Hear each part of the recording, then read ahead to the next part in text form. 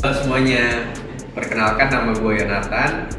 Halo semuanya, kenalin nama gua Julius. Dari Prodi TI. Sekarang gue lagi di semester 8, lagi sibuk-sibuk skripsi. Sedang semester 8 Prodi TI. Gimana cara kamu ngatur waktu antara skripsi dan kehidupan pribadi? Oke, jadi gini, mungkin ini tipsnya itu untuk Prodi TI aja ya, karena kalau Prodi TI kan harus bikin skripsi dan harus bikin aplikasi juga. Jadi kalau gue di awal tuh bikin rancangan skripsinya dulu mau seperti apa. Rancangan udah selesai, udah di ACC sama dosen pembimbing, lalu langsung bikin aplikasinya. Bikinnya juga bebas deh, mau langsung kelar boleh ataupun hanya rancangannya aja boleh. Yang penting kita udah tahu kalau nanti bakalan finishingnya seperti apa gitu. Nah kalau udah selesai itu baru deh tinggal lanjutin bikin skripsinya, terus sama aplikasinya. Dan biasanya sih waktunya paling enak tuh kalau buat kerjaan skripsi itu di malam hari sih. Jadi ya lebih fokusin waktu di malam hari aja buat kerjaan skripsi sama bikin aplikasinya.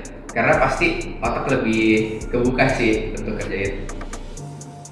Untuk ngatur waktu sebenarnya nggak begitu diatur. Jadi seperti kalau ada mood di hari itu biasa bisa seharian ngerjainnya. Tapi jika misalnya kurang ada mood, paling cuma dicicil-cicil sedikit. Yang penting ada progresnya aja gitu. Apa aplikasi atau tools yang paling bantu selama proses tugas akhir? Nah, untuk aplikasi atau tools yang paling sering dipakai ya jujur aja kita menggunakan AI seperti ChatGPT atau DeepSeek atau Claude gitu sih. Yang pastinya ChatGPT. Topik apa sih yang kakak pilih sebagai tugas akhir dan kenapa?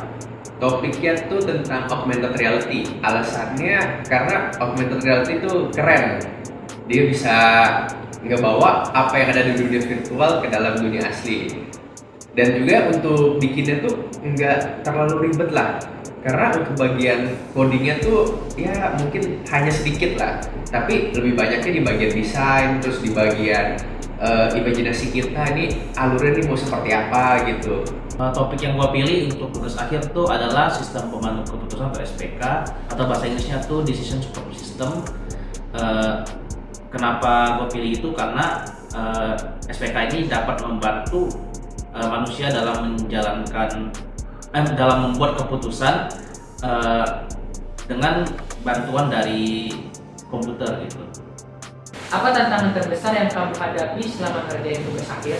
Oke, tantangan terbesar waktu ngerjain ini jujur ada di gua sendiri karena jujur gua nggak begitu punya skill dan pengalaman dalam mengerjakannya, tapi gua mencoba untuk mengerjakan itu, untuk menantang diri untuk dapat mengerjakan itu. Karena untuk skripsi gue tuh kan harus ke sekolah ya. Nah, gue itu di sekolah SD Bonavita. Jadi untuk menyesuaikan waktu antara guru di sana, kepala sekolah di sana, sama murid-muridnya gitu.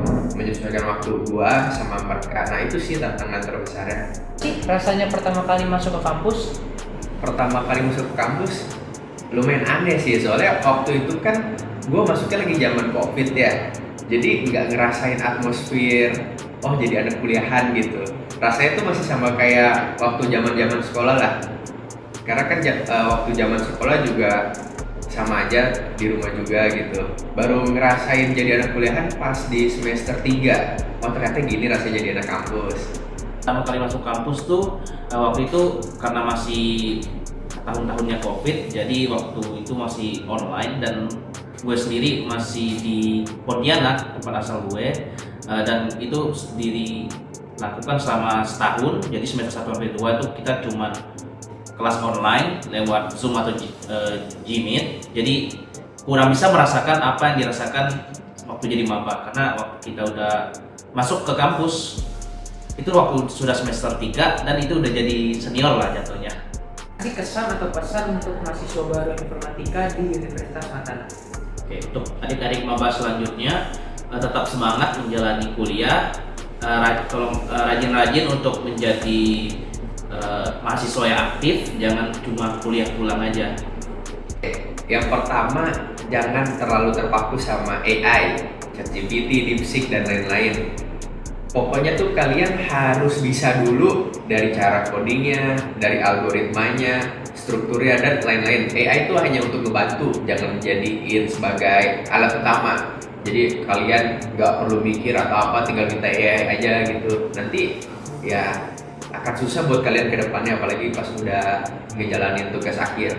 Intinya tetap belajar terus. Sekarang ada AI itu untuk ngebantu aja, jangan jadiin pilihan utama buat ngegantiin posisi kalian dalam ngerjain atau buat aplikasi. Terima kasih semuanya. Dadah. Terima kasih semua.